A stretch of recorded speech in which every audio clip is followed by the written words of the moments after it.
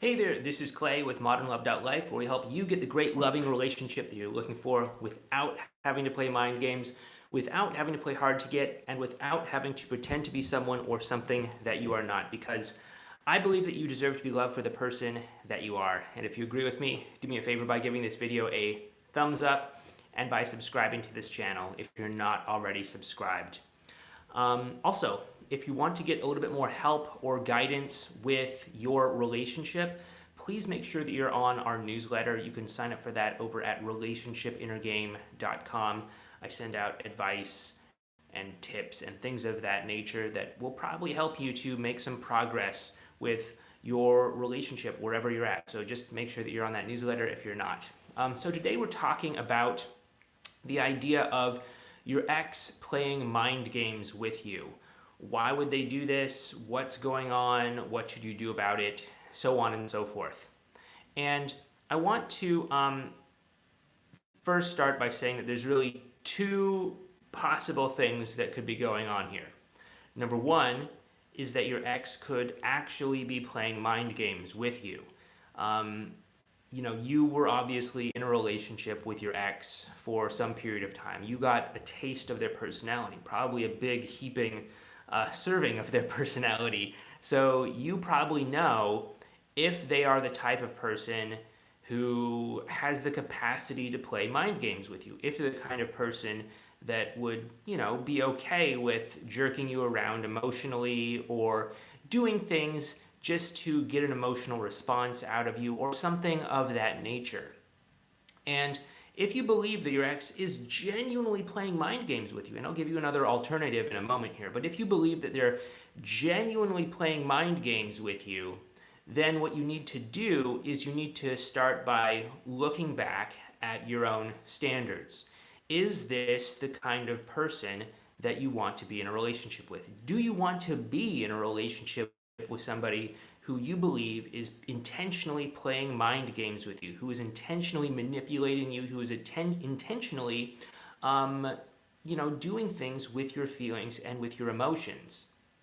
Now, I don't think that most people would want that. It's my hope that you wouldn't want that for yourself, but ultimately, we have to make our own choices in the relationships that we have. And if that's something that you want, then okay, fine. But you have to look at your standards. You have to look at the standards that you're setting for the people that you bring into your life, for the people that you choose to have relationships with, for the people that you want to have relationships with. And if you genuinely believe that your ex is playing games with you, you may have to make some hard choices and say, you know what? I'm not interested in having a relationship with somebody who plays games. Therefore, this might not be the right person for me. And then you need to go and do something else entirely. And that's totally fine. That's totally acceptable. Which brings us to the other possibility. And this is that your ex is just genuinely confused. Now, this makes up the vast majority of the people who initially come and say, hey, my ex is playing mind games with me, my ex is jerking me around, my ex is using me emotionally, and so on and so forth. Generally speaking, most people's exes are not playing games, at least intentionally. They are just genuinely confused. They genuinely do not know what they want. They genuinely do not enjoy the thought that they might be. Just a minute. Okay, there we go. I'm getting notifications popping up on my phone here, so I'm trying to clear it so I have a good view of the comment section here. But genuinely, your ex is probably not playing mind games with you. Generally speaking, your ex is probably just confused. In the vast, vast majority of cases, your ex probably isn't playing mind games with you intentionally. They're probably just confused and trying to do the best that they can to act in congruence with their feelings and their own values. And this can be difficult for them because those feelings could be shifting and changing from moment to moment.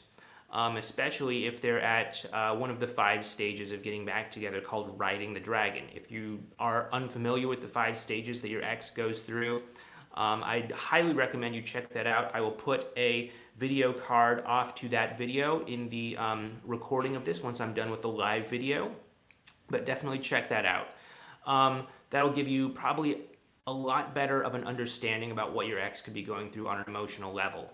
But if they are in that riding the dragon area, or maybe to one side or the other of it, they definitely could be experiencing a lot of confusion about how the two of you are going to fit into each other's lives and how the two of you are going to interact with one another.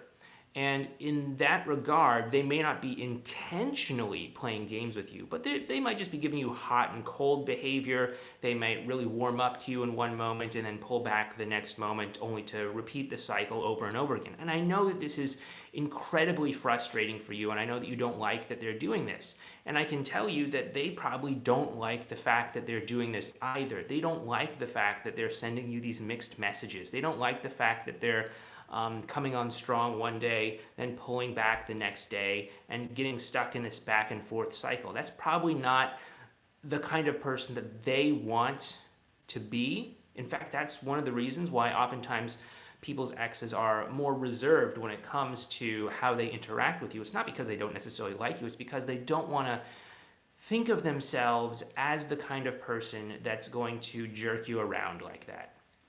And so if that's the case, it means that your ex is confused. And if your ex is confused, the best thing that you can do is to respond to them with empathy and with compassion. And as you do this, you can start to cut through that confusion and start to form an actual emotional connection with them. And once your ex starts to realize that the two of you are actually on the same team, and that they don't have to look at you as an enemy, and that you don't have to look at them as an enemy, and that you don't have to try and do mental chess moves against one another or anything like that, that's when the emotional connection can really start to get growing much more stronger, and that's when it can really start to take the two of you closer together. Now, with that being said, there is often a dynamic where your ex may be unaware that they may be doing something like this, or they may be just caught in some sort of unconscious pattern where they get close to you. Maybe they, accidentally sabotage it somehow, pull back, and the cycle just kind of repeats over and over and over again. And in situations like that, it's really best to just call out directly what's happening. Hey, it seems like whenever we start to get close, whatever happens, and we end up having to start over again. Is that something that you think might be going on? Can we talk about that? Things of that nature. You can have these conversations that cut directly to what is actually going on. But in order to do that, you have to really get clear on what's actually going on and not fill in reality of what's actually going on with all sorts of stories and meanings and exaggerations and things of that nature, because that's just going to drive a wedge between you and your ex if you are trying to create a stronger emotional connection between the two of you. So anyway, that's really why your ex might be, or might seem like they're playing mind games, is number one, if they are playing mind games, you probably know, because you have had the fortunate experience of being with them, of seeing their personality, of knowing if they're like this petty kind of person that's going to keep score, that's going to try to exact vengeance on somebody, maybe you in this case. And if that's the case, time to do some soul searching and see, hey, is this the kind of person that I want to have a relationship with? If they, on the other hand, they're in the vast majority of people who aren't intentionally trying to play mind games, but they're just confused, the best way to build that connection is to have compassion, have understanding, but also be willing to call out what's actually happening in the moment so that the two of you can come together and actually find something that works, as opposed to this dynamic that's causing you to build resentment towards them, hurt feelings to grow, and confusion, and basically just not seeing each other as being on the same side. So once again, hope this has helped you out. If you like what we're doing here, please do me a favor by giving this video a thumbs up. It does help the channel. The more engagements there are in a video, the more the YouTube algorithm will pick it up and say, hey, a lot of people are interacting with this video. Maybe we should show it to more people. And of course, that helps us out as well too. And of course, subscribe to the channel if you're not already, and hit that bell icon next to the subscribe button so that you can get notified next time we go live. And of course, if you're not already on our newsletter, be sure to sign up for that over at relationshipinnergame.com. Anyway, with that being said, let's go to the Q&A in this video. Okay, so let's see. I was chatting with some folks before we went live here, so I'm gonna skip over those. Let's see. I catch myself driving by sometimes, and she's starting, I guess, staring, then turns away when notice, and I don't, like I don't exist. She also tells everyone that I'm disgusting and I'm trash. Help. Okay, so what's going on is oftentimes your ex will create. Let's just kind of let's back up for a second. So, in order to justify breaking up with you, okay, I have to back up a little bit further than that. Okay, so nobody wants to think of themselves as the kind of person who intentionally hurts other people. And so, what your ex has to do in order to justify how they hurt you with breaking up with you and all of that is they have to create an understanding of you in their mind as somebody worth breaking up with. Now, maybe you rightfully deserve that. Maybe you did some terrible things like cheating on them or betraying their trust in some way, or doing things that were genuinely quite hurtful. But other times, your ex may have to exaggerate things by deleting things that happen, deleting good things that happen, leaving only the bad things there, distorting the truth by exaggerating the bad things, downplaying the good things, or generalizing, such as taking maybe one instance where you weren't at your best and saying you're always like this, or one instance where you failed to live up to expectations and say you never do this. And so what happens is your ex has this sort of image of you in their mind that's worth breaking up with. And that image could be very disconnected from the version of you that you actually are, especially if you're putting in the change and effort to really demonstrate to your ex that they're not walking back into the same dysfunctional relationship that they walked out of in the first place. Your ex is going to have this clash between the two of you. And so if your ex is telling people that you're trash or disgusting or something like that, they're really talking about the version of you that they hold in their mind that they're using to justify breaking up with you. And so it's important to realize that there's a difference between these two and that your ex isn't necessarily talking about you. The truth is that although it still is going to hurt a lot when your ex is saying, hey, so-and-so is no good, so-and-so is trash, so-and-so is disgusting. Obviously, that's not the whole story. Otherwise, they wouldn't have gotten together in a relationship with you, right? Only a truly masochistic person would voluntarily get into a relationship with somebody that they thought was disgusting or trash or, a jerk or whatever.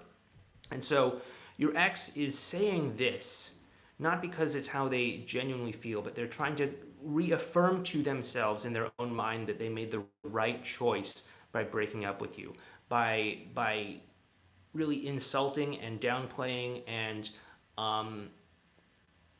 putting in a poor light the version of you that they believe that you are, the version of you that they have to tell themselves that you are in order to justify why they hurt somebody else. And so what you do in this case is you have to continue to show up as someone other than that person that they think you are. You have to continue to show up and interact with them as a person that is worthy of being in a relationship, as somebody who is, maybe not trash or disgusting, but as somebody who is a great potential partner, a great boyfriend or girlfriend, somebody who is going to inspire trust, somebody who does the right thing, somebody who's honest, somebody who has integrity, somebody who stops to consider another person's point of view and builds that emotional connection, things of that nature. And what's going to happen is as you move forward and continue to show up as that, let's just say, more desirable version of yourself, your ex is going to start to doubt this negative image of you that they created, and they're going to start to be like, which one is should I put my trust in, which one do I believe? And you may experience things such as a positive pullback, such as hot and cold behavior, so on and so forth. That's a topic for another time. But eventually, if you continue to do this with consistency, the version of you that let's just call it the negative version of you will start to lose control, lose dominance in your ex's mind, and the positive version of you will start to replace that and grow stronger with each positive interaction that the two of you have. And that's really what you want to do in situations like that. So I hope that helped you out. Let's get back to the chat section, see what folks are talking about. Let's see, there's a continuation of some topics we were having before. Hey Clay, my ex and I agreed to remain friends, and we broke a boundary recently, and she told me she wants to implement a don't ask, don't tell policy pertaining to hookups. What does this mean? Help. Okay, so I don't know what this boundary was that you and your ex had there, Kelsey, but it basically, I mean, I don't know if it was like you telling your ex that you slept with somebody else or they told you that they slept with somebody else. I mean, like, I don't know. But it sounds like they don't want to know if you're sleeping with anybody because maybe that's too upsetting for them, maybe it's too disturbing for them, or they don't want to have to tell you if they're sleeping with anybody because they know that it's going to be upsetting or disturbing to you.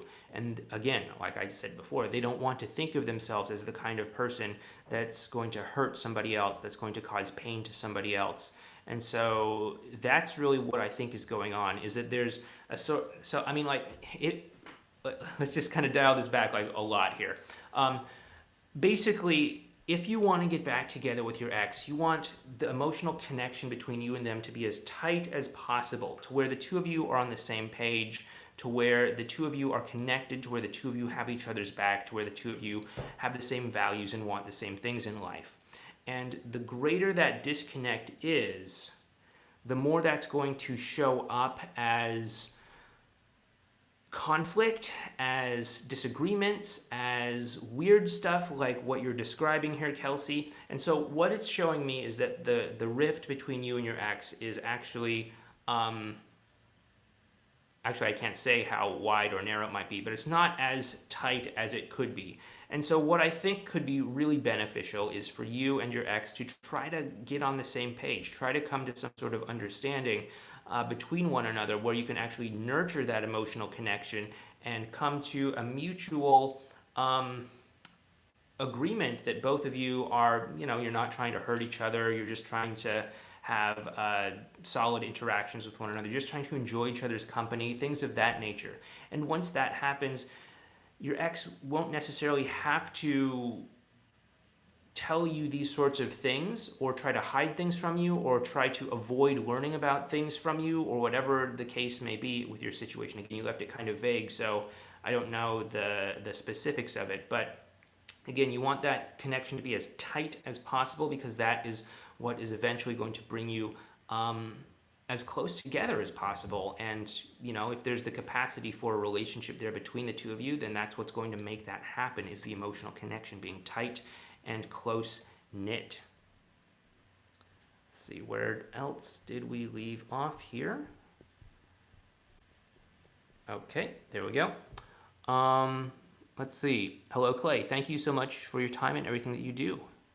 Well, thank you very much. Thank you very much, Misty. I'm literally just learning about this in the Exolution program as I type this. Wow. Well, gosh, I need to get new contact lenses, guys. The Dark Horse. The Dark Horse.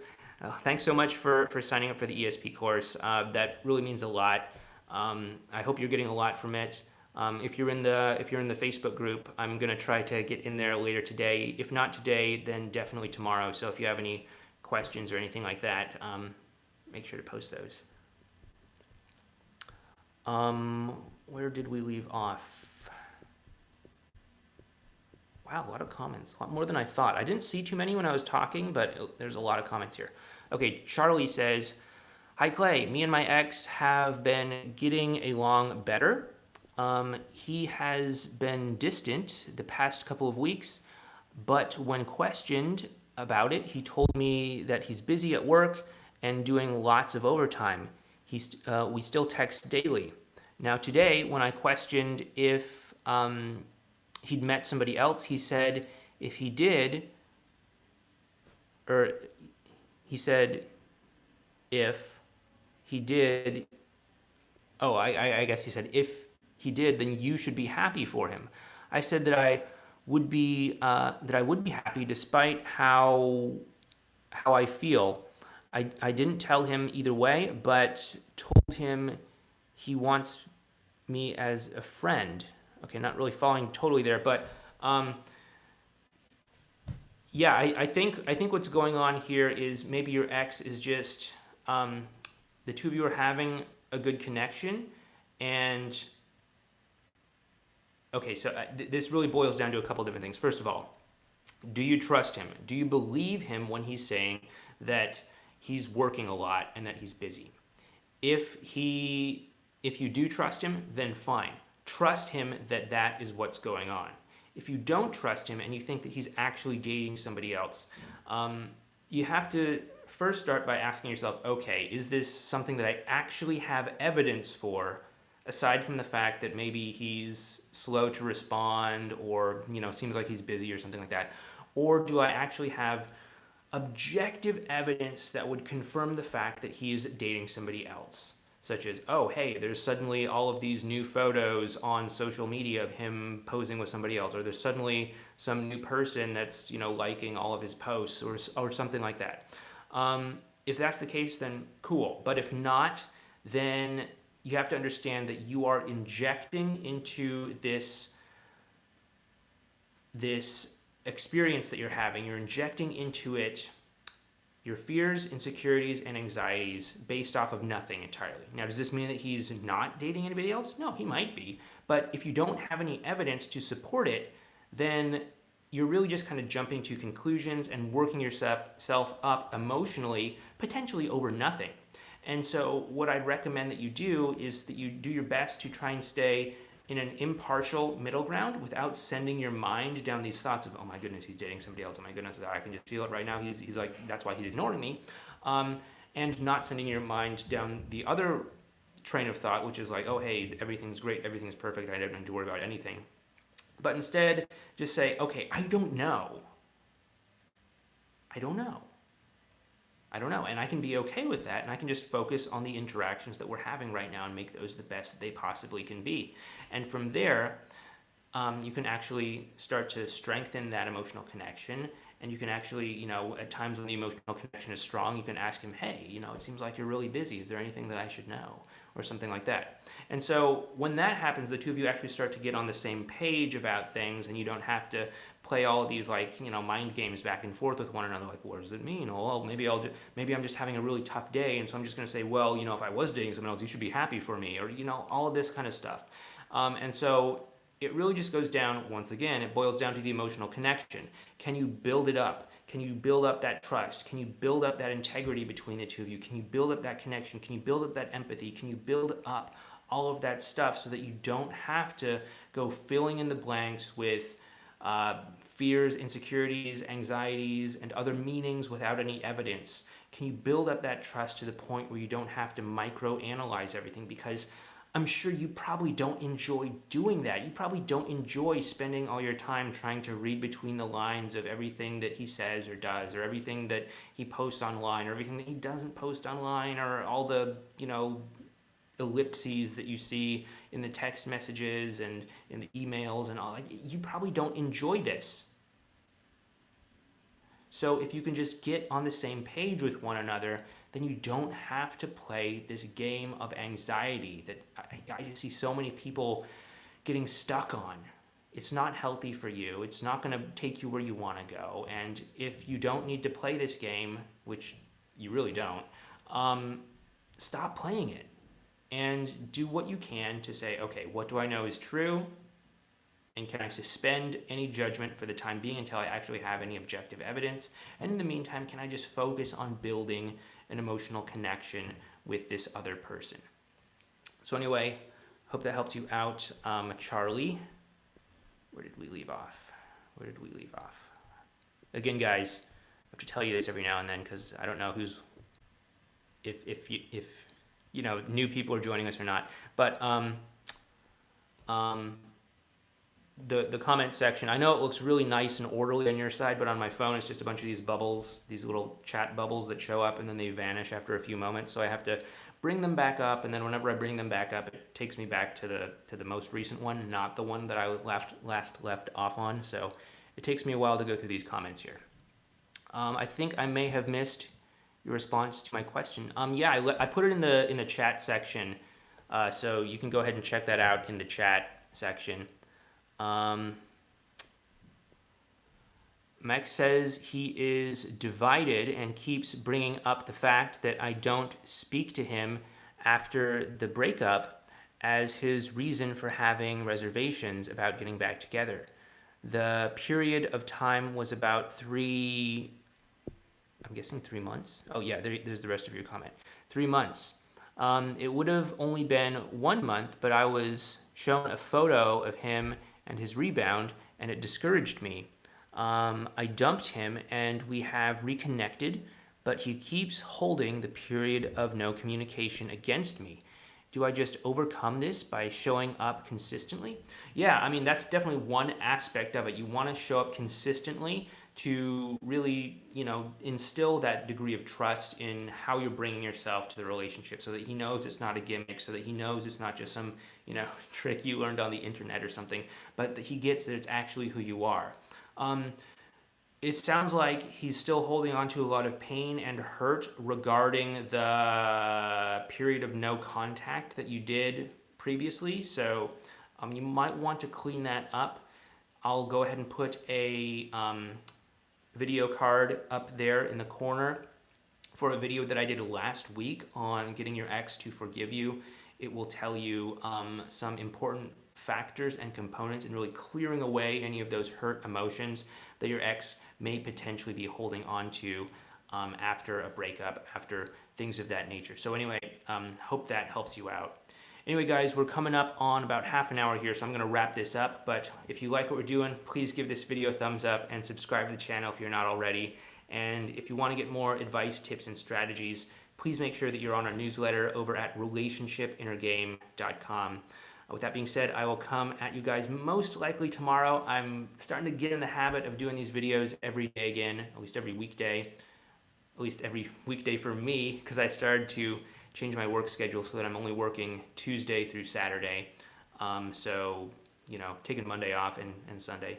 But anyway, this is my Monday, even though it's Tuesday for you guys. But anyway, long explanation. But basically, I'm going to try to do another video tomorrow. Take care.